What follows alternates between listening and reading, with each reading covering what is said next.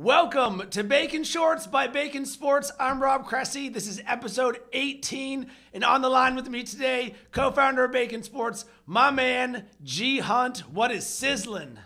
Wide Awake Wednesdays. Let's do it, Robbie. All right, G Hunt, who is your hashtag random athlete of the day?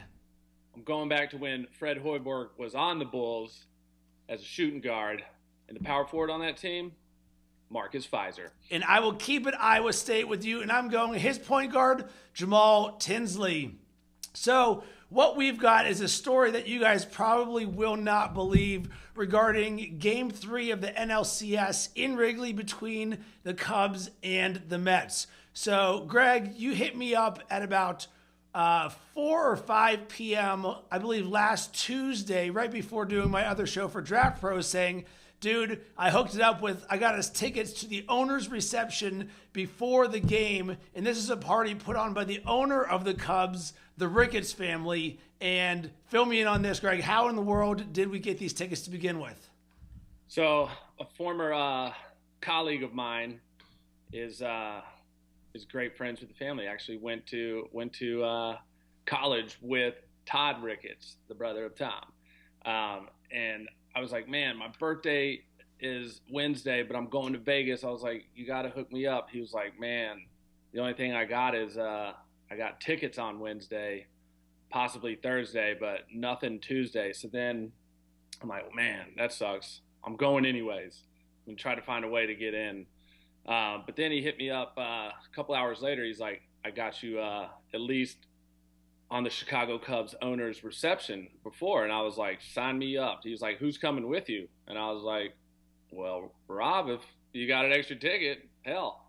And then Rob stretches it even further. He's like, can Rachel come? AKA like, Mrs. Bacon. Can Miss Bacon come? And I'm like, why not? We'll see. I was like, bring her. That'd be the best thing to do. I was like, if you're there, we can probably get her in. So I get there early. I get there right when the doors open. And because I know I'm starving, and I know they're going to have an awesome spread in there. And they did. And so wait for you guys to come. Boom, there you guys are. And I see you and Miss Bacon. I'm like, they're with me. And somehow that worked. Right. And boom, 2 tickets. And so we're in. Open bar. And so we had no tickets to the actual game, and our thinking process was, all right, if we're up there, you never know what could happen. Boom, we see you right out of the gate. And then probably within 10 minutes, who do we meet but Tom Ricketts? Ain't that right? Tom Ricketts. And it's crazy because he somewhat knows me now because 2 years ago, or for the 100-year anniversary of Wrigley Field, we ended up getting awesome seats to the same hookup, and I'm sitting right next to Ricketts. And it was like, very surreal just sitting next to a Major League Baseball owner, owner of any sports team in any, any type of franchise. But the dude is like a normal guy, right? And he loves baseball. So came over, chatted us up, and I'm like, hey, man, what players are you excited about that aren't on this roster? And we got some in the pipeline, right, Rob? Do you remember? Yeah, we've got the outfielder and the catcher. I think the outfielder's name was Billy something, and I don't remember what the catcher's name was, but Ricketts was completely cool. At the same party, we saw Jim McMahon, Chris Christie, and Ferguson Jenkins, right? Yeah. Fergie Jenkins, and the Chris Christie sighting was kind of awkward too, but man, he just uses his political clout and connections just to go to sweet stuff, which I can't blame him. Right. So we're essentially kicking into there, drinking, eating food, just champagne and campaign, and then the game starts and everyone just starts funneling out, and we don't have tickets to anything. So it's like, all right, we're going to kick it in Wrigleyville, meet up with some friends of yours. But like happens sometimes, it's like, all right, Greg's going to go on his own sort of mission, and I've been on some of these missions before, and I know the lay of the land.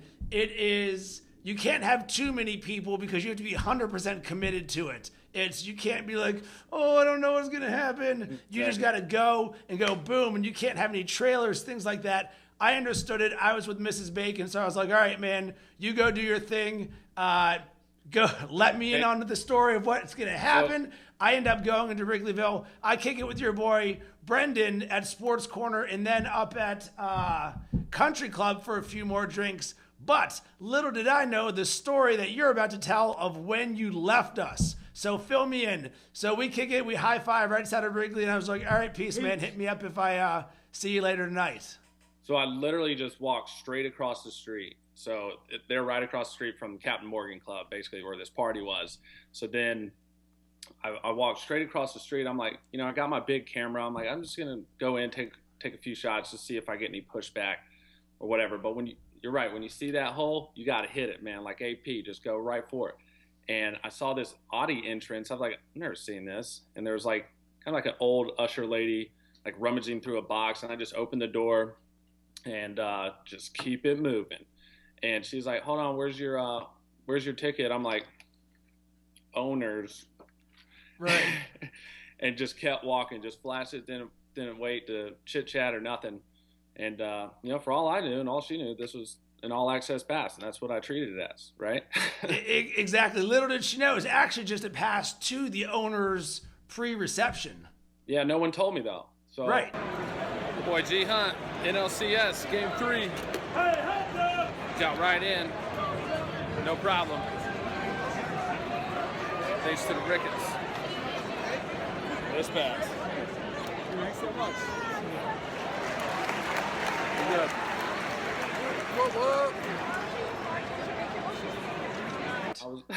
So you get through right in there and you're like, all right, I'm in game 3 now. Mets Cubs, biggest game in Chicago in years for baseball. Now what are you on? Now what's your journey taking you to? So now I usually want to find a seat real quick and formulate a game plan and see, what am I going to do? So I walk in and we're right on the lower level, right the back row, the first bowl there in Wrigley. And I'm like, here's 2 seats. I'll just kick it right here.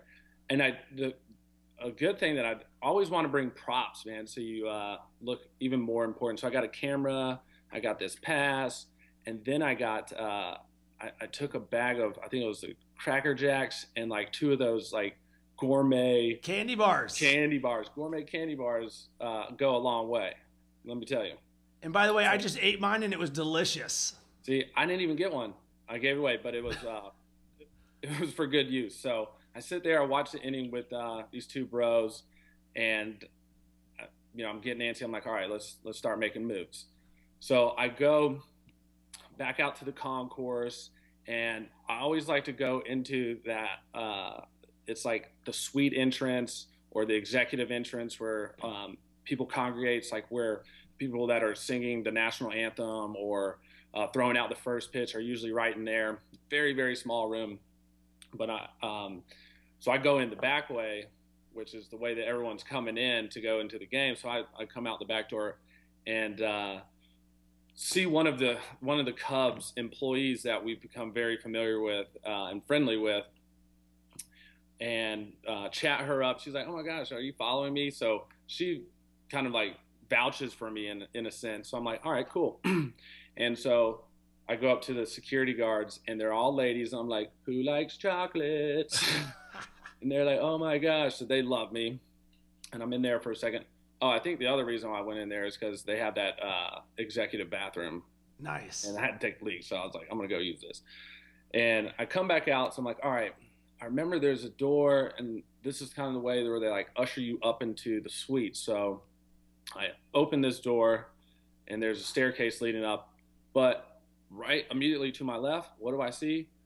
A mountain of ice cold beers. A mountain of them. And and they're the tall boys too.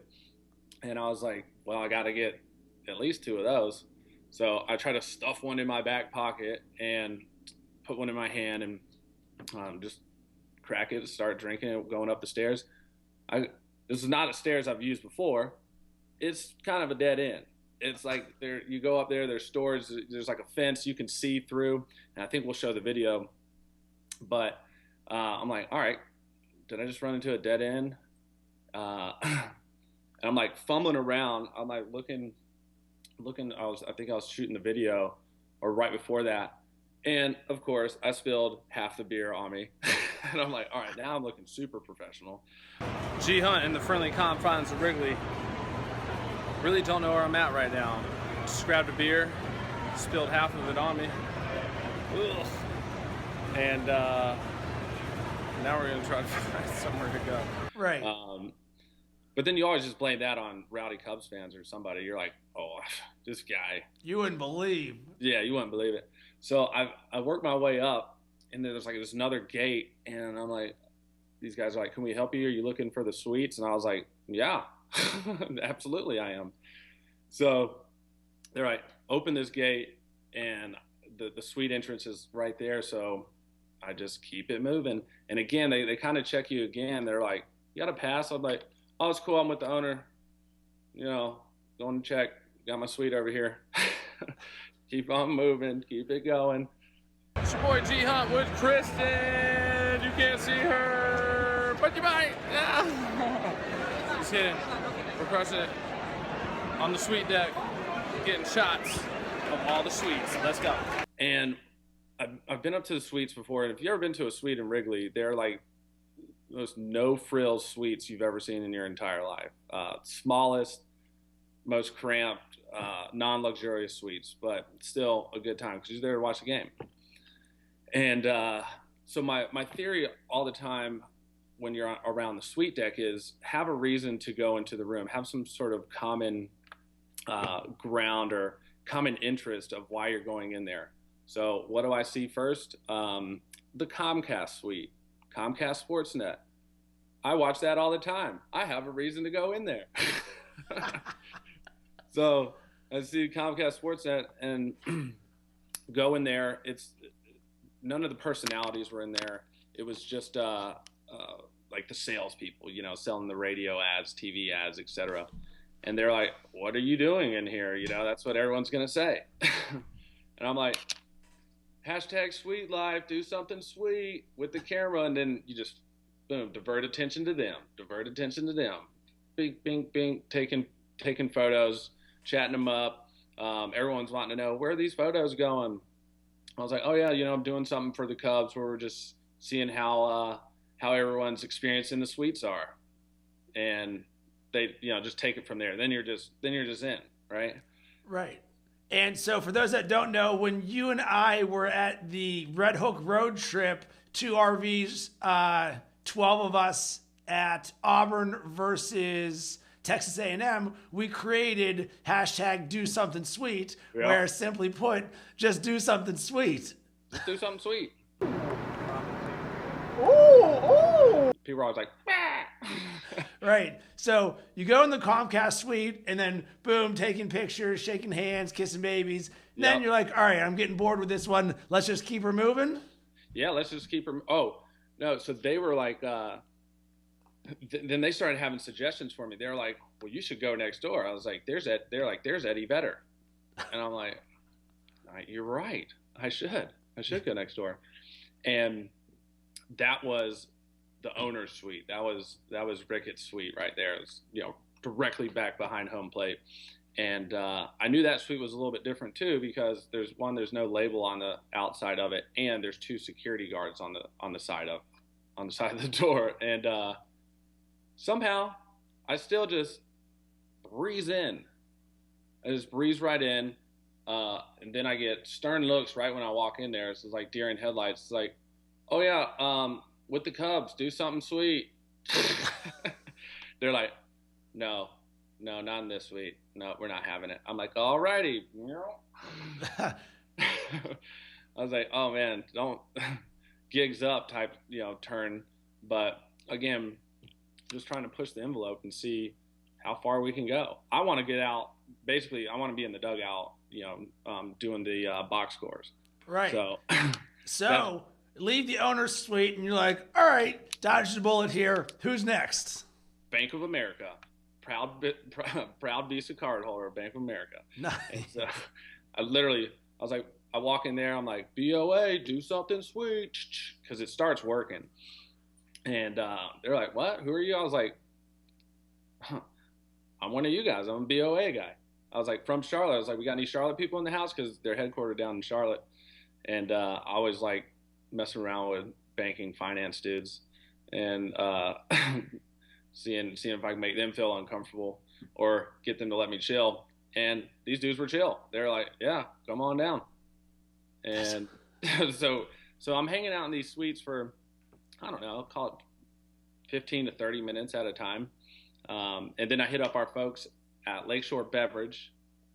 That's always a no-brainer. And they're usually chilling in there. They're usually pretty cool people in the beer suite. You know, if you're on a beverage company, there's always last time I did something similar, the guy who created Bells over on Bells Two Hearted, that guy was in there, and he was telling me how he's, you know, been every opening day for the last like 30 years and had every pin that they give out for opening day. So you get to meet a ton of interesting people in all these suites, and especially at the reception party, you know, it's just like the who's who, right? And so I'm hanging out, and I'm like, all right, I'm getting kind of tired of this. This isn't that much fun to me anymore. I was like, these people are cool, blah, blah, blah, but I've always wanted to go up to the broadcaster like deck and see what's going on there. So I just asked one of the ushers, I'm like, how do I get to the broadcasting deck? They're like, oh, just go up the ramp one more level. I'm like, perfect. Go up the ramp, and then, you know, that's where everyone else is sitting too. It's, you know, stadium out there. I'm like, I don't really see how to get in. So I asked another usher, I'm like, hey, how do I get into the broadcasting booths?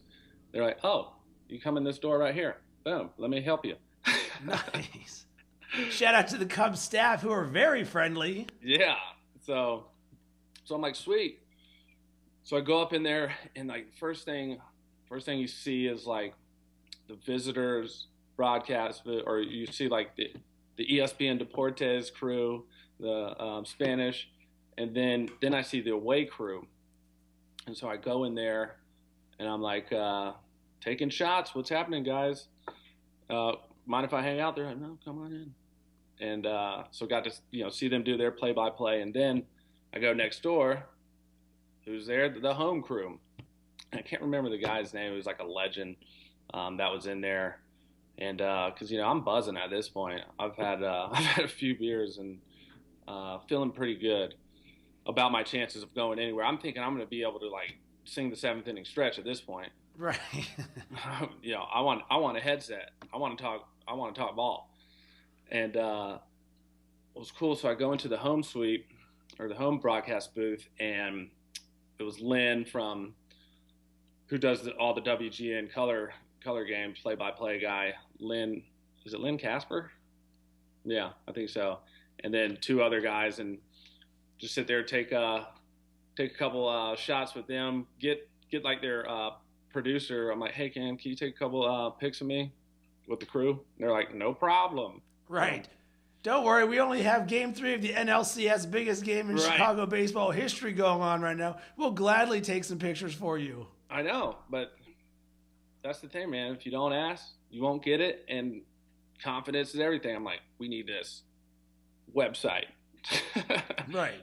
Buzzwords, you know. And so chat up those guys, and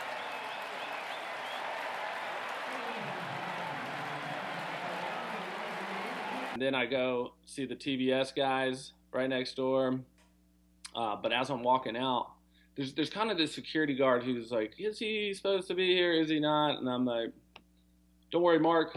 You just got to get a couple more shots. And as I'm saying that, the Comcast girl that took over for Sarah Kustok, the Sarah Kustok girl, I think her name's Kelly Kroll, something like that. But she's coming. I was like, you want to pick? She's like, yes, I do. I was like, boom, selfie. So now we're up there just taking selfies with sideline reporters, hanging out, kicking it. And then I go into like the big room where they have. So also what is not glamorous about being a sports reporter, there are different tiers. There are a lot of different tiers within that hierarchy of bloggers, sports reporters, etc. Because there's a huge room with people that are allowed to watch the game and blog, and then there is a room with no windows and just one little slit on the door with a TV, and there's like, that room is packed, and they're just sitting there typing. That close to the game, not being able to watch it, which I found interesting. Wow. What was the vibe in there? There was no party vibe in there, I'll tell you that. I roll up in there, I'm like, what's up, guys? And they're like, deadline. They're like, I think they're probably the print guys, that are still trying to get the deadline done. But yeah, so I didn't want to overstay because I'd already done some really cool stuff, just taking a lap. And so then I bounce. I leave there, come right back out to that door that I went in and see like the handicap seats. And there was two open, two guys sitting next. So I just propped up, sat next to these guys. And I'm like, you guys aren't handicapped. I was like, how do you get these? What's up with the handicap tickets? And they're like, they let me know something else. Whenever they don't sell those handicap tickets, there's like some sort of secret lottery that you can get these tickets for like super cheap, man. I think they paid like $90 for that seat. And it was a great seat because there's like, no one behind you. You kind of got the little folding chair, but you got a little fence that you can prop your legs up. You got a lot of space. And we need to look into that though, because there's not a ton of, they have handicap seating for some, whatever their probably requirement is, but those people ain't going to every game. Let's get you back in that middle of that screen. Oops. Yeah. There we go. All right. So I ended up watching the remainder of the game right around this time. It's like eighth inning. I'm about to head back down because the game's about to end. So I start making my way all the way back down, and I see seats that look wide open, front row, right on batters or on deck circle for the Mets. And I'm like, well, those look perfect. And so I just walk straight on down. No one says anything again. It's your boy G Hump. We're on the field. We're on the field with my crew. No, we're filming. Don't worry. We're gonna be like the Boston Red Sox Yankees series, right? Yeah. And go Cubbies go. Go Cubbies go. Yeah, go Cubs. Don't worry. We got this. Hi-out. And to my right, across the aisle, it was like the owner's family and friends, because they're right behind the dugout, and they're rolling deep. And there's a lot of bros in this squad too. And there's two security guards that are watching them, that are with them. That was like their crew.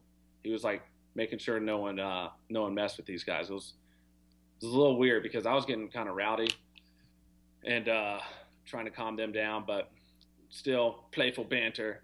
And then it starts raining. It starts to rain right around that point, and the game's like, I think 1 or 2 outs.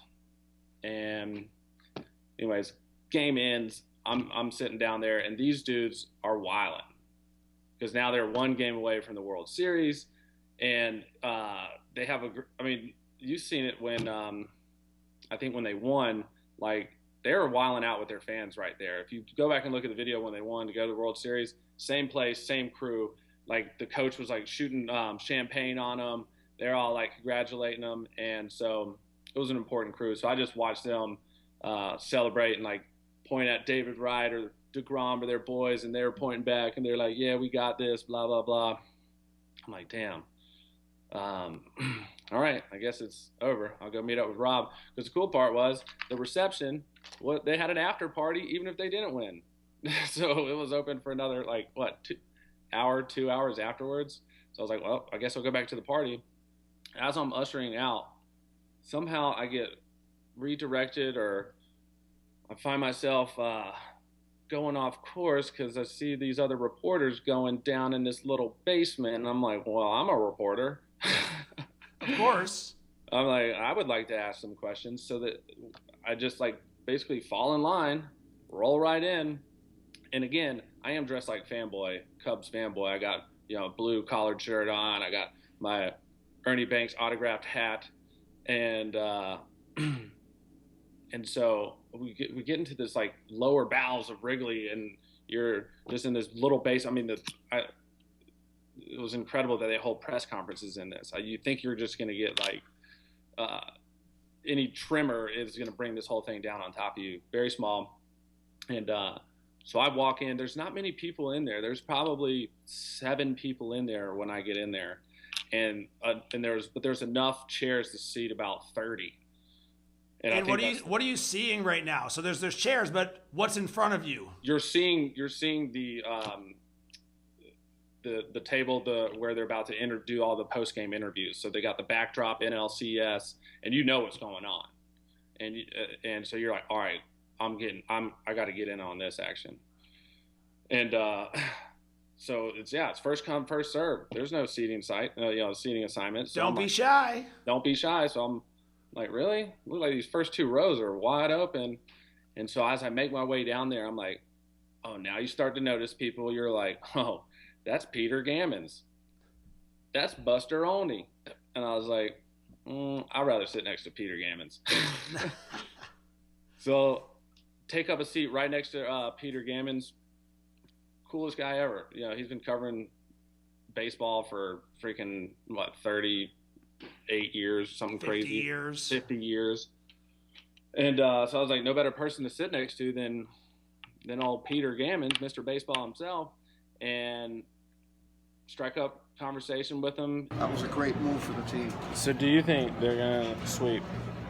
I don't know if they'll sweep, because I don't know if I trust Mavs. But Say what's up.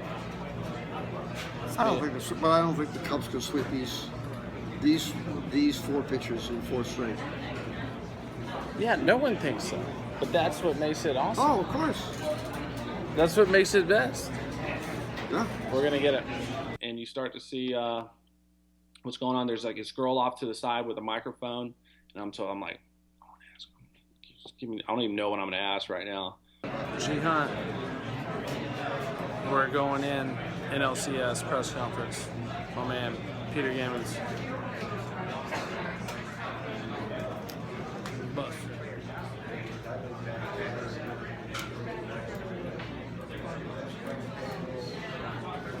Hey. I gotta get my girl.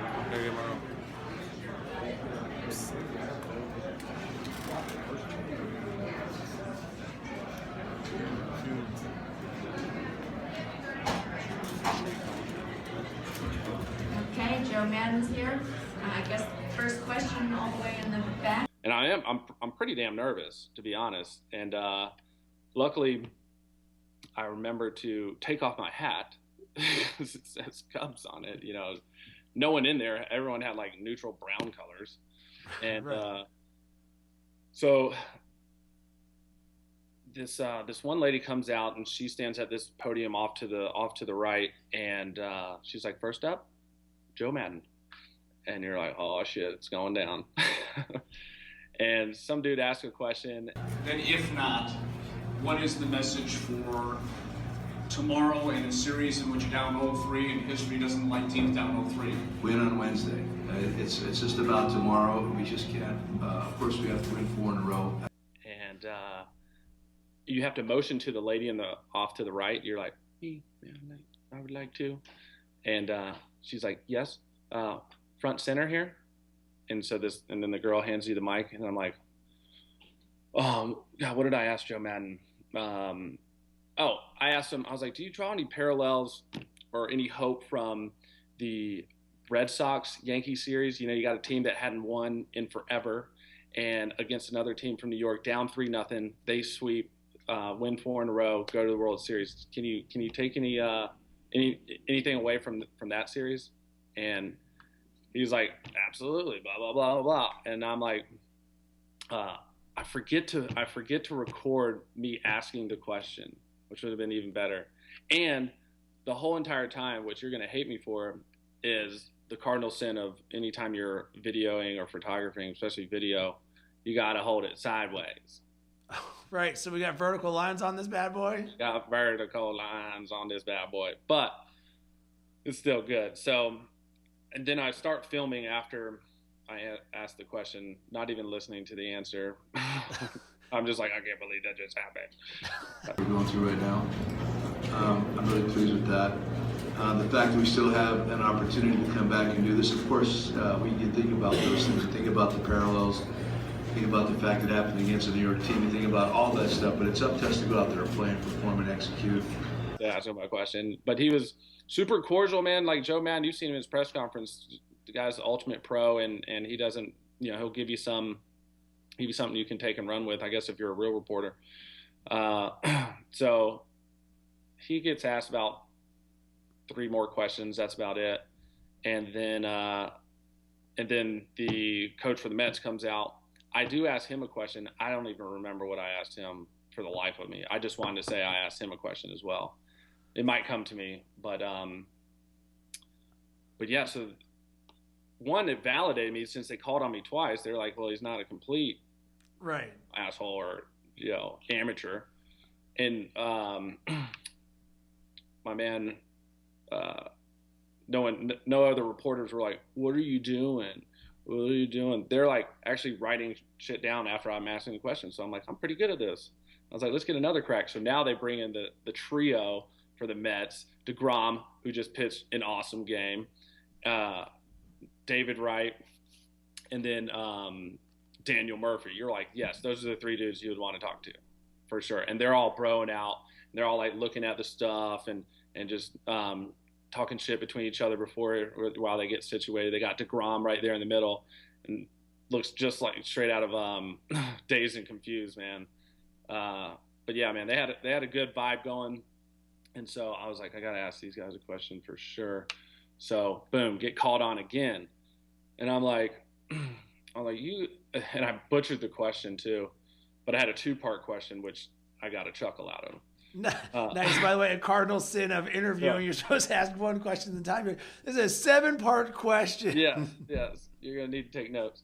No, I was like, you guys came here during the regular season, didn't win any games. I was like, did you feel confident that you'd at least come into Wrigley and win 1 or 2 and take it back to New York or even win it here just based on the and I said preseason, based on your preseason record here. Right. And I was like, I meant postseason, I meant regular season, blah. And then this question's for you, Murph. How much money do you think you just made yourself this off season? Right. And then all those guys started laughing. They're like, Murph. And Murphy was like, I'll answer your second question first. I was like, damn, a lot. No, he's like super PC. He's like, that's an off season question. You would have to talk to blah, blah, blah. Tremendous compliment. And straight back in the center. Do you guys feel confident coming in when you haven't won a game here the entire preseason, a regular season? Do you feel confident coming in that we're at least going to win a couple games? And then for Murph, how much money do you think you made yourself this offseason? Well, I'll answer the second one first. That's an off-season question. Unfortunately, right now, 4 teams don't have to answer off-season questions. The first question, I think that we have a different ball club right now than we did when we came here earlier. I thought the organization did a great job. And not only great baseball players, but great character guys, and Tyler Clifford and Cespedes, Addison Reed, Kelly Johnson, Wander Eben, thank you. So, I think that we're a different ball club. That's also a really good club over there. I think our motto kind of right now is, tomorrow's a must win. That's the way we're approaching it. And that's the way we're going to keep trying to play. Does anybody have a question for Jacob? I thought they were like getting him for like a super discount this year. Like he wasn't getting paid shit. He's making $8-9 million, I think, this year. Oh, really? Yeah, he's not getting paid like $2 million. I looked it up before this because I was like, how much was he getting paid? But he's been a Mets lifer. Right. And it's not like this shit came out of left field, too, because he's actually like he was good. Like he was career 288 hitter for the Mets. That's not bad at all for like, I don't know, 8 years. Right. And did you expect him to answer the question even if it was PC, knowing that it's an answer that most athletes wouldn't answer unless it's like Swaggy P or something. Or Derrick Rose. Right, exactly. He's like, you see what everyone else get paid. I'm trying to get paid too. but yeah, so I had a blast down there. It was super super cool. They left, and then Ioannis Cespedes came up next. I ended up bouncing at this point. I don't know. I was like, your mind was blown already. Yeah. I was like, I gotta go. So as I'm walking out, I see. I'm like, maybe I'll just go kick it in the locker room. And I couldn't find the door, but I found like all the Mets like gear, and I was like super close to just snagging a Mets batting helmet, but I thought that might be too obvious. So I just took a Gatorade towel to wrap up my camera because it was raining. And then moonwalked out of Wrigley. And do you realize right now over your right shoulder is a Mets jersey? I do. That is the Nolan Ryan Mets jersey when I think they won the World Series with him. Or no, 69. But yeah, I'm going for the Mets, man. I'm going for the Mets. So you leave Wrigley out of what exit? Like, do you have to go back in the bowels of it, or is there a special media exit that you could use for future use? Oh, yeah. You're right. To be honest, right when I left there, I was like, I kind of want to go back in. But, yeah, I think I left out of a general admission exit and then rolled right over to the party where I blew minds over there. So did you then tell this story at the owner's post reception? Oh yeah, to the guy who hooked us up. And of course he loved it. He loved it. He was like, "Don't show Todd." What did you first ask Peter Gammons? Like, what was the very first thing you said to him? And did you call him Peter or Pete? Yeah, I think I called him Peter. I was like, is this seat taken? I bet you that. I think that was something like along the lines of my first question. I was, and then I just asked him a baseball question. I was like, do you think they're going to sweep? Nice. And I have a video of him answering that question. And just building that rapport. Yeah, just building the rapport. He didn't ask a single thing. He's Buster Only was. But yeah. Cool. On the nerves scale of 1 to 100, what was the highest that you got in at what point? At what point were you the most nervous? When you were asking the interview or the suites? So give us a threshold of wavering confidence, because as you continue to do more things, different obstacles come up and new experiences. And yeah, walking in on a scale of 1 to 100 of nervousness, I'll put it at 10 to 15. So super low. Super, super low. And as it progressed, as I go into the corporate entrance, it gets up to about 25, 30. Then when I give them the chocolates, it drops down because they love it. When I get in the staircase, grab the beers, and find that I might be like stuck up there and have to answer why I have 2 tall boys and why is half of that on my shirt, I'm at like a 40 then, 45, 50. Then that decreases, or that increases to about 60 once I get let out into back towards the suites when that guy lets me through the gate. And as I'm going through, you just have to make it through this one little quick gauntlet, man. And that's at like a 60. And once I'm through, boom, it goes back down to like 30 when I'm walking in all these suites. We're at a 30 until I got into the owner's suite. That bumped it up to about 65, 70 real quick. And then I bounced out. Then I'm back down. Going up to the press box stuff, yeah, you're right around 60, 70% nervous as shit. And but then once I get in and take a couple pictures, then it drops back down. I'm taking selfies, drops back down, and then I don't wear out my welcome, so I'm boom back down to like 30. But then the most nervous I ever got was when I was the second person to ask a question at the press conference to Joe Madden, who I respect. I think he's like the coolest dude ever. So I didn't want to, sound like a chump. And I didn't want to stumble over your words, blah, blah, blah. And so that was probably around 90. That was nervousness. Yeah, for sure. And the same with the three bros. The same with DeGrom, Murph, and Wright. It was hard to get the first question out because I hadn't rehearsed it, all day like Buster only had. So right. And when you finally exited Wrigley Field, what was your feeling? What was it? Relief, excitement, anticipation to tell the story? It's like basically it's like the best body buzz, if you think of like if you're tripping at a concert or something. That's what it feels like almost the entire time. And afterwards, you're just like, wow, that you just had this weird sense of euphoria of hell yes, I did it again. I'm fucking awesome. This is great.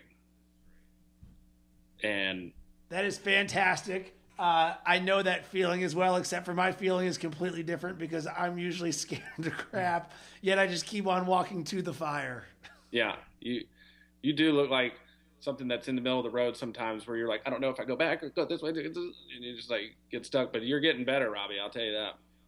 But well, yeah, you have to walk towards the fear and walk towards the fear and embrace it in a sense that where you're like, people are going to have a better time that I'm here now.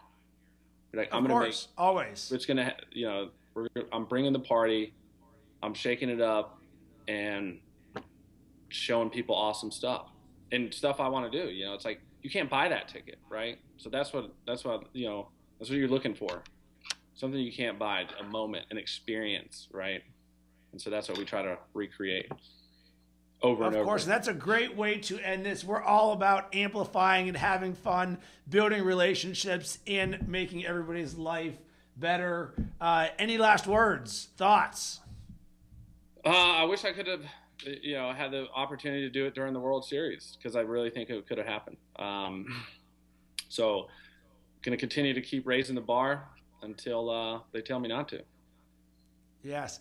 And as always, stay tuned to both Bacon Sports YouTube channel as well as our iTunes podcast. When we have some more stories of Rob and Greg's excellent adventure, we will certainly share them. So, G Hunt, as always, I'm glad that I got to be a shred of this story at the very beginning. It's probably better that you did this without me because God knows how I would have reacted trying to ask a question sitting next to Peter Gammons, because I would have been a cross between fanboy and scared to death. Yeah. Hey, I was right with you, man. It's just pressure's what diamonds are made out of. Let's go. All right, guys. That's all the time that we have. Boom shakalaka. Peace.